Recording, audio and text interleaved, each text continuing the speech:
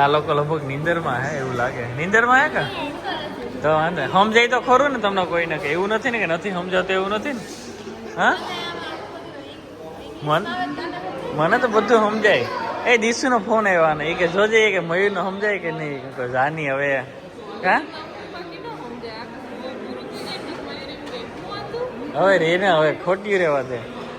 અમુક માણસોને ભાવના હીરવા કેવું લાગ્યું તને? ખબર પડે કે નહીં કઈ? હા હા હીરવા સમજાય કે નહીં? વૃંદા તને સમજાય કે નહીં? અભણ હે એવું છે.